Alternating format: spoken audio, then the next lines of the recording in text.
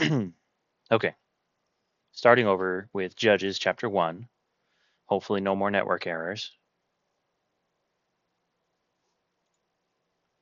All right, Judges chapter 1, Jerusalem is captured. Now it came about after the death of Joshua that the sons of Israel inquired of the Lord, saying, Who shall go up first for us against the Canaanites to fight against them? The Lord said, Judah shall go up. Behold, I have given the land into his hand. Then Judah said to Simeon his brother, Come up with me into the territory allotted me, that we may fight against the Canaanites, and I in turn will go with you into the territory allotted you. So Simeon went with him. Judah went up, and the Lord gave the Canaanites and the Perizzites into their hands, and they defeated 10,000 men at Bezek. They found Adoni-Bezek in Bezek, and fought against him, and they defeated the Canaanites and the Perizzites. But Adoni-Bezek fled, and they pursued him, and caught him, and cut off his thumbs and big toes. Adoni-Bezek said, 70 kings with their thumbs and their big toes cut off used to gather up scraps under my table. As I have done, so God has repaid me. So they brought him to Jerusalem, and he died there. Then the sons of Judah fought against Jerusalem and captured it, and struck it with the edge of the sword, and set the city on fire. Afterward the sons of Judah went down to fight against the Canaanites living in the hill country, and in the Negev, and in the lowland. So Judah went against the Canaanites who lived in Hebron. Now the name of Hebron formerly was Kiriath Arba, and they struck Shishai, and Ahiman, and Talmai. Then from there he went against the inhabitants of Debir. Now the name of Debir formerly was Kiriath Sepher. And Caleb said, The one who attacks Kiriath Sepher and captures it, I will even give him my daughter Achsah for a wife. Othniel, the son of Kenaz, Caleb's younger brother, captured it. So he gave him his daughter Achsah for a wife. Then it came about when she came to him that she persuaded him to ask her father for a field. And then she alighted from her donkey, and Caleb said to her, What do you want? She said to him, Give me a blessing. Since you have given me the land of the Negev, give me also springs of water. So Caleb gave her the upper springs and the lower springs. The descendants of the Kenite, Moses' father-in-law, went up from the city of palms with the sons of Judah to the wilderness of Judah, which is in the south of Arad. And they went and lived with the people. Then Judah went with Simeon his brother, and they struck the Canaanites living in Ziphath, and utterly destroyed it. So the name of the city was called Hormah. And Judah took Gaza with its territory, and Ashkelon with its territory, and Ekron with its territory. Now the Lord was with Judah, and they took possession of the hill country. But they could not drive out the inhabitants of the valley, because they had iron chariots. Then they gave Hebron to Caleb, as Moses had promised, and he drove out from there the 3 sons of Anak. But the sons of Benjamin did not drive out the Jebusites who lived in Jerusalem. So the Jebusites have lived with the sons of Benjamin in Jerusalem to this day. Likewise the house of Joseph went up against Bethel, and the Lord was with them. The house of Joseph spied out Bethel. Now the name of the city was formerly Luz. The spies saw a man coming out of the city, and they said to him, Please show us the entrance to the city, and we will treat you kindly. So he showed them the entrance to the city, and they struck the city with the edge of the sword, but they let the man and all his family go free. The man went into the land of the Hittites and built a city and named it Luz, which is its name to this day. But Manasseh did not take possession of Beth-shean and its villages, or Taanach and its villages, or the inhabitants of Dor and its villages. For the inhabitants of Ibleam and its villages, or the inhabitants of Ibleam and its villages, or the inhabitants of Megiddo and its villages. So the Canaanites persisted in living that land. Yay, I am back, yes. There was technical difficulties, I'm not really sure why, but the stream was interrupted for some reason. But we're back. We're in Judges chapter 1, verse 28 here. It came about, when Israel became strong, that they put the Canaanites to forced labor, but they did not drive them out completely. Ephraim did not drive out the Canaanites who were living in Gezer. So the Canaanites lived in Gezer among them. Zebulun did not drive out the inhabitants of Kitron, or the inhabitants of Nahalol. So the Canaanites lived among them and became subject to forced labor. Asher did not drive out the inhabitants of Akko, or the inhabitants of Sidon, or of Elab, or of Achzib, or of Helbah, or of Aphik, or of Rehob.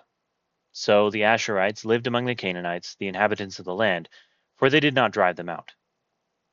Naphtali did not drive out the inhabitants of Beth Shemesh or the inhabitants of Beth Anath, but lived among the Canaanites, the inhabitants of the land, and the inhabitants of Beth Shemesh and Beth Anath became forced labor for them. Then the Amorites forced the sons of Dan into the hill country, for they did not allow them to come down to the valley. Yet the Amorites persisted in living in Mount Heres, in Aijalon, and in Shalbim. But when the power of the house of Joseph grew strong, they became forced labor. The border of the Amorites ran from the ascent of Akrabim, from Selah and upward. So Israel rebuked. Judges chapter 2.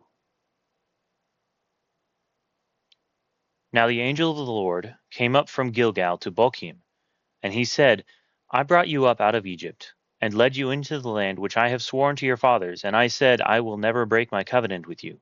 And as for you, you shall make no covenant with the inhabitants of this land. You shall tear down their altars. But you have not obeyed me. What is this that you have done? Therefore I also said, I will not drive them out before you, but they will become as thorns in your sides, and their gods will be a snare to you. When the angel of the Lord spoke these words to all the sons of Israel, the people lifted up their voices and wept. So they named that place Bochim, and there they sacrificed to the Lord. When Joshua had dismissed the people, the sons of Israel went each to his inheritance to possess the land. The people served the Lord all the days of Joshua, and all the days of the elders who survived Joshua, who had seen all the great work of the Lord which he had done for Israel. Then Joshua the son of Nun, the servant of the Lord, died at the age of 110, and they buried him in the territory of his inheritance in Timnath-Heres, in the hill country of Ephraim, north of Mount Gash. All that generation also were gathered to their fathers, and there arose another generation after them who did not know the Lord, nor yet the work which he had done for Israel. So that's like the key of Judges right here. This is after Joshua and those who were with Joshua had died. The next generation after Joshua came up, and they didn't see firsthand the things that God had done for the children of Israel. So that's an important thing to remember. All that generation also were gathered to their fathers, and there arose another generation after them who did not know the Lord, nor yet the work which he had done for Israel. Verse 11, Then the sons of Israel did evil in the sight of the Lord, and served the Baals, and they forsook the Lord, the God of their fathers, who had brought them out of the land of Egypt, and followed other gods from among the gods of the peoples who were around them, and bowed themselves down to them. Thus they provoked the Lord to anger. So they forsook the Lord, and served Baal and the Ashtaroth. The anger of the Lord burned against Israel, and he gave them into the hands of plunderers who plundered them, and he sold them into the hands of their enemies around them, so that they could no longer stand before their enemies. Wherever they went, the hand of the Lord was against them for evil, as the Lord had spoken, and as the Lord had sworn to them, so that they were severely distressed. Then the Lord raised up judges, who delivered them from the hands of those who plundered them. Yet they did not listen to their judges, for they played the harlot after other gods, and bowed themselves down to them. They turned aside quickly from the way in which their fathers had walked in obeying the commandments of the Lord. They did not do as their fathers. When the Lord raised up judges for them, the Lord was with the judge, and delivered them from the hand of their enemies all the days of the judge. For the Lord was moved to pity by their groaning because of those who oppressed and afflicted them. But it came about when the judge died, that they would turn back, and act more corruptly than their fathers, in following other gods to serve them and bow down to them. They did not abandon their practices and their stubborn ways. So the anger of the Lord burned against Israel, and he said, Because this nation has transgressed my covenant, which I commanded their fathers, and has not listened to my voice, I also will no longer drive out before them any of the nations which Joshua left when he died, in order to test Israel by them, whether they will keep the way of the Lord, or whether they will keep the way of the Lord to walk in it as their fathers did, or not. So the Lord allowed those nations to remain, not driving them out quickly. and he did not give them into the hand of Joshua. Judges chapter 3. Idolatry leads to servitude. Now these are the nations which the Lord left to test Israel by them, that is, all who had not experienced any of the wars of Canaan, only in order that the generations of the sons of Israel might be taught war, those who had not experienced it formerly. These nations are the 5 lords of the Philistines, and all the Canaanites, and the Sidonians, and the Hivites, who lived in Mount Lebanon, from Mount Baal Hermon as far as Lebo Hamath. They were for testing Israel, to find out if they would obey the commandments of the Lord, which he had commanded their fathers through Moses. The sons of Israel lived among the Canaanites, the Hittites, the Amorites, the Perizzites, the Hivites, and the Jebusites. And they took their daughters for themselves as wives, and gave their own daughters to their sons, and served their gods. The sons of Israel did what was evil in the sight of the Lord, and forgot the Lord their God, and served the Baals and the Ashtaroth. Then the anger of the Lord was kindled against Israel, so that he sold them into the hands of Cushan Rishathaim, king of Mesopotamia, and the sons of Israel served Cushan Rishathaim 8 years. The first judge delivers Israel. Verse 9. When the sons of Israel cried to the Lord raised up a deliverer for the sons of Israel to deliver them, Othniel the son of Kenaz, Caleb's younger brother. The Spirit of the Lord came upon him, and he judged Israel. When he went out to war, the Lord gave Cushan Rishathaim, king of Mesopotamia, into his hand, so that he prevailed over Cushan Rishathaim. Then the land had rest 40 years, and Othniel the son of Kenaz died. Now the sons of Israel again did evil in the sight of the Lord. So the Lord strengthened Eglon the king of Moab against Israel, because they had done evil in the sight of the Lord. And he gathered to himself the sons of Ammon and Amalek, and he went and defeated Israel, and they possessed the city of the palm trees. The sons of Israel served Eglon and the king of Moab 18 years. This is kind of like fast forwarding through Israel's history right now. But you can kind of see a pattern here. Ehud delivers from Moab.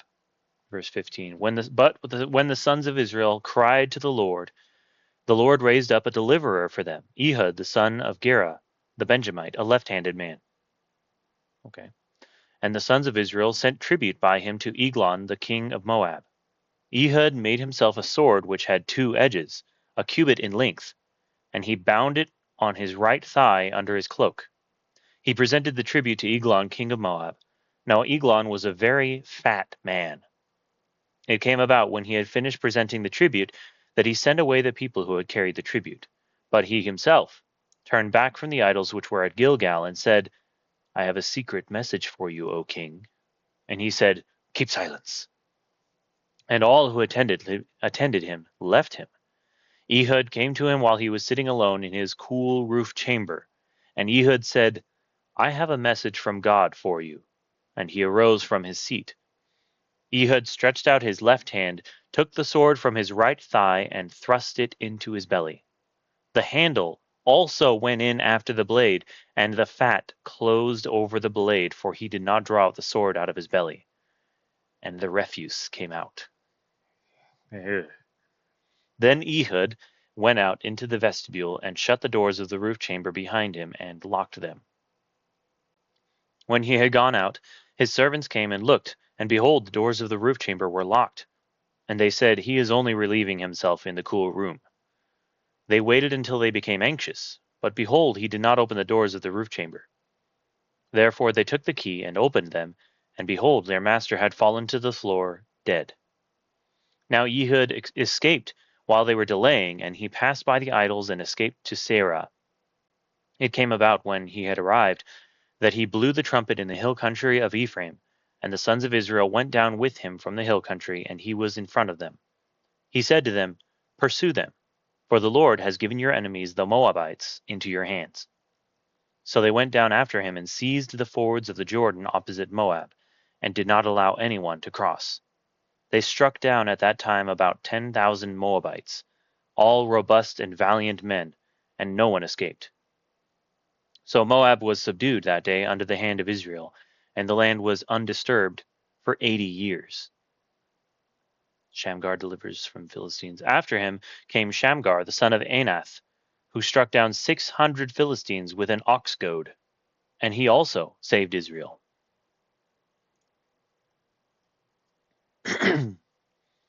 Judges chapter 4. Deborah and Barak deliver from Canaanites. Then the sons of Israel again did evil in the sight of the Lord after Ehud died, and the Lord sold them into the hand of Jabin king of Canaan, who reigned in Hazor, and the commander of his army was Sisera, who lived in Harosheth Hagoyim.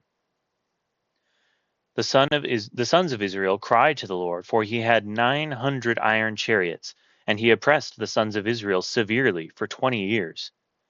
Now Deborah, a prophetess, the wife of Lapidoth, was judging Israel at that time. She used to sit under the palm tree of Deborah between Ramah and Bethel in the hill country of Ephraim, and the sons of Israel came up to her for judgment. Now she sent and summoned Barak the son of Abinoam from Kadesh Naphtali, and said to him, Behold, the Lord, the God of Israel, has commanded, Go and march to Mount Tabor, and take with you 10,000 men from the sons of Naphtali and from the sons of Zebulun. I will draw out to you Sisera, the commander of Jabin's army, with his chariots and his many troops, to the river Kishon, and I will give him into your hand. Then Barak said to her, If you will go with me, then I will go, but if you will not go with me, I will not go. She said, I will surely go with you. Nevertheless, the honor shall not be yours on the journey that you are about to take, for the Lord will sell Sisera into the hands of a woman. Then Deborah arose and went with Barak to Kadesh. Barak called Zebulun and Naphtali together to Kadesh, and 10,000 men went up with him. Deborah also went up with him. Now Heber the Kenite had separated himself from the Kenites, from the sons of Hobab, the father-in-law of Moses, and had pitched his tent as far away as the oak in Zaananim, which is near Kadesh. Then they told Sisera that Barak the son of Abinoam had gone up to Mount Tabor. Sisera called together all his chariots, 900 iron chariots, and all the people who were with him from Harosheth Hagoyim to the river Kishon. Deborah said to Barak, Arise, for this is the day in which the Lord has given Sisera into your hands. Behold, the Lord has gone out before you. So Barak went down from Mount Tabor with 10,000 men following him. The Lord routed Sisera and all his chariots and all his army with the edge of the sword before Barak.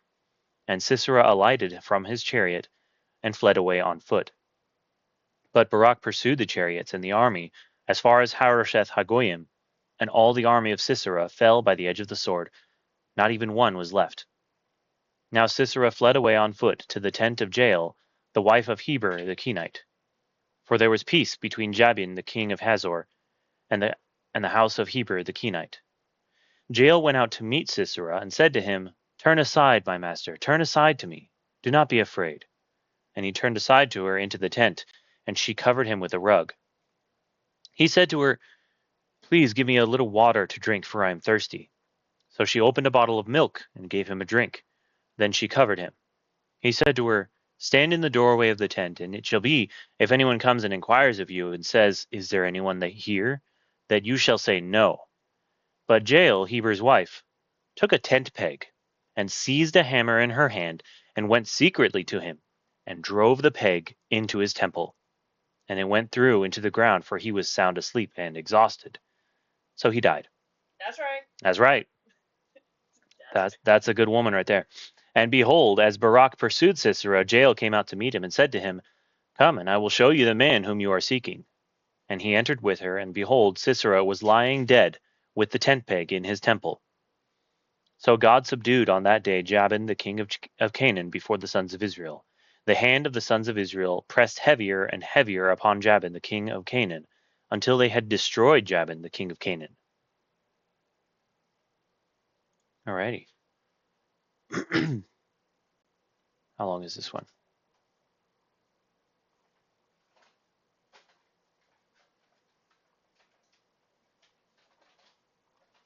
we'll close with this song. Yeah, we got like 7 minutes left. We'll read this song real quick, and then we'll finish. Go over to Halo. All right, Judges chapter 5, the song of Deborah and Barak. Then Deborah and Barak the son of Abinoam sang on that day, saying, that the leaders led in Israel, that the people volunteered. Bless the Lord. Hear, O kings, give ear, O rulers. To the Lord, I will sing. I will sing praise to the Lord, the God of Israel. Lord, when you went out from Seir, when you marched from the field of Edom, the earth quaked, the heavens also dripped, even the clouds dripped water. The mountains quaked at the presence of the Lord, this Sinai at the presence of the Lord, the God of Israel. In the days of Shamgar the son of Anath, in the days of Jael, the highways were deserted, and travelers went by roundabout ways. The peasantry ceased, they ceased in Israel, until I, Deborah, arose, until I arose, a mother in Israel. New gods were chosen. Then war was in the gates. Not a shield or a spear was seen among 40,000 in Israel. My heart goes out to the commanders of Israel, the volunteers among the people. Bless the Lord. You who ride on white donkeys, you who sit on rich carpets, and you who travel on the road, sing. At the sound of those who divide flocks among the watering places, there they shall recount the righteous deeds of the Lord, the righteous deeds for his peasantry in Israel. Then the people of the Lord went down to the gates. Awake, awake, Deborah, awake, awake, sing a song. Arise, Barak, and take away your captives, O son of Abinoam. Then survivors came down to the nobles. The people of the Lord came down to me as warriors. From Ephraim, those whose root is in Amalek came down. Following you, Benjamin, with your peoples. From Machir, commanders came down, and from Zebulun, those who wield the staff of office. And the princes of Issachar were with Deborah. As was Issachar, so was Barak. Into the valley they rushed at his heels. Among the divisions of Reuben, there were great resolves of heart. Why did you sit among the sheepfolds to hear the piping for the flocks? Among the divisions of Reuben, there were great searchings of heart. Gilead remained across the Jordan. And why did Dan stay in ships? Asher sat at the seashore and remained by its landings. Zebulun was a people who despised their lives even to death, and Naphtali also, on the high places of the field. The kings came and fought. Then fought the kings of Canaan, at Tanakh, near the waters of Megiddo. They took no plunder in silver. The stars fought from heaven, from their courses they fought against Sisera. The torrent of Kishon swept them away. The ancient torrent, the torrent Kishon. O my soul, march on with strength. Then the horse's hoofs beat from the dashing of his valiant steeds. Curse Meroz, said the angel of the Lord, utterly curse its inhabitants, because they did not come to the help of the Lord, to the help of the Lord against the warriors. Most blessed of women is Jael, the wife of Heber the Kenite. Most blessed is she of women in the tent.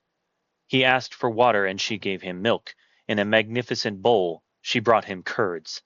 She reached out her hand for the tent peg, and her right hand for the workman's hammer. And then she struck Sisera, she smashed his head, and she shattered and pierced his temple. Between her feet he bowed, he fell, he lay. Between her feet he bowed, he fell. Where he bowed, there he fell dead. Out of the window she looked and lamented, the mother of Sisera through the lattice. Why does his chariot delay in coming? Why do the hoofbeats of his chariots tarry? Her wise princesses would answer her. Indeed, she repeats her words to herself. Are they not finding? Are they not dividing the spoil? A maiden, 2 maidens for every warrior. To Sisera a spoil of dyed work, embroidered, dyed work of double embroidery on the neck of the spoiler. Thus let all your enemies perish, O Lord, but let those who love him be like the rising of the sun in its might. And the land was undisturbed for 40 years. All right, we'll stop there. We'll pick up in Judges chapter 6 next time. All right, thank you for listening. We're going to switch over to Halo now, so I'll go ahead and put on a Be Right Back screen. And I'll be right back.